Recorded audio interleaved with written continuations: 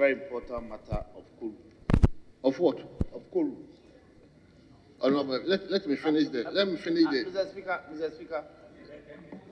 Mr. Speaker, this is a very serious. We are only 31 in this chamber. 31. 31. Well, let me finish the question. Mr. Speaker, we require 92 to even do what we are doing. Mr. Speaker, with all due respect. Mr. Speaker, with your leave, let me read the Constitution. I'm aware of the Constitution. You let me read it. Mr. Speaker, let me anchor this matter on the Constitution in Article 102. Mr. Speaker, with your leave,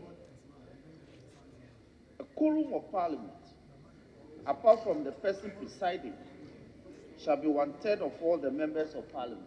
Mr. Speaker, we have given effect to this provision in Order 64 of our standing orders. Mr. Speaker, particularly Order 64(2) is to the effect that where the person presiding is a deputy speaker or a member, that person shall be counted as part of the quorum. Mr. Speaker, adding you to the number, we are only 31.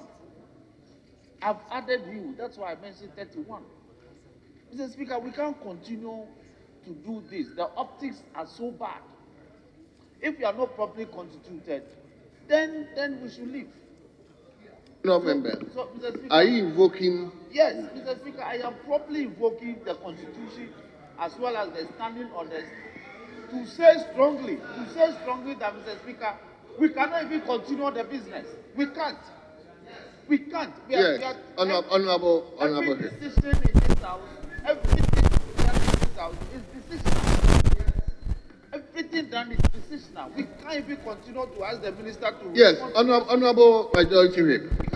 Our colleagues should. Speaker, in the course of the presentation of the business statement, many of our colleagues spoke to concerns about questions not being answered, questions being deferred, and the ministers not coming to answer the questions. These questions have been deferred a number of times. And the minister is here to answer the question. In fact, the law was made for man. I'm totally surprised at you. I'm totally surprised. We have very important business. When the questions are in your name, you will not raise quorum. No. When we run this house this way, it creates problem for all of us. It creates problem for us. Anytime you have business to prosecute, you will not raise quorum. But if it is about us, you will raise quorum. Very interesting. Speaker, I will just plead with my colleagues. With respect, I want to plead with my colleagues. Speaker, if he has options. Honorable members, why? Speaker, he has options. Honorable members, please resume your seat. Speaker, I want Hansard to bear me witness.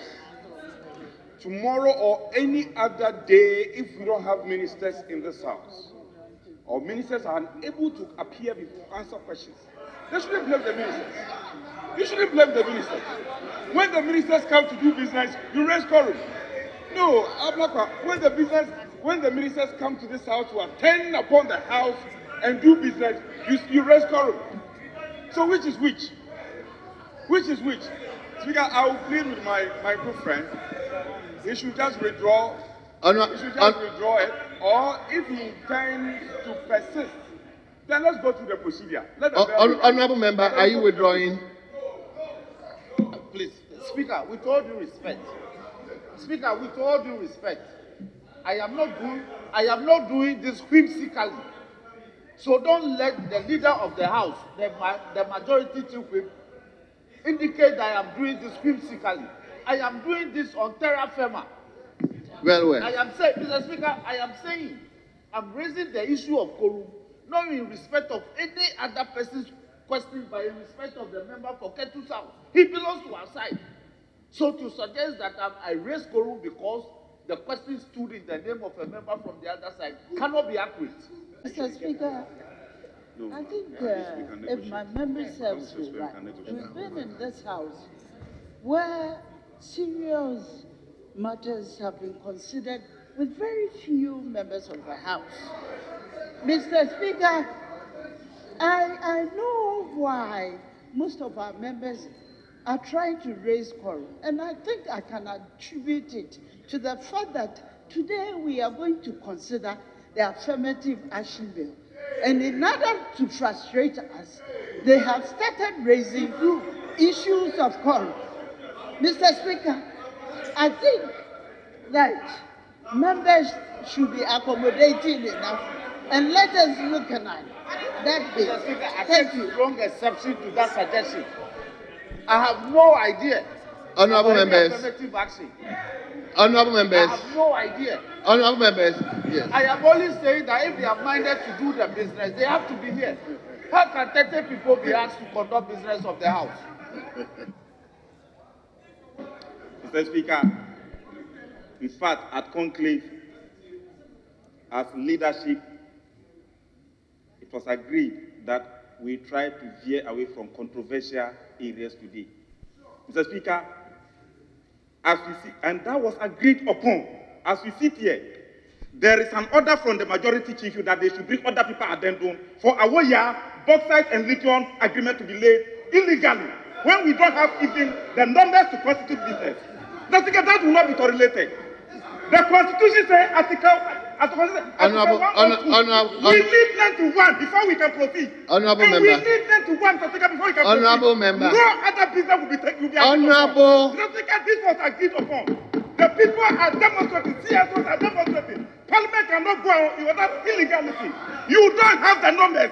We will not agree. We don't have the numbers. Mr. Speaker, we will not conduct that.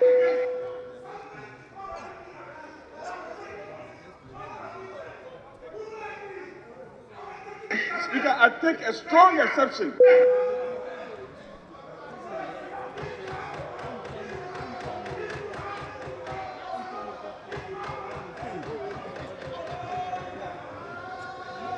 Honorable members, Honorable Ahmed, there's nothing before us. There is nothing before us. Table, please call the bell to be rang. Table.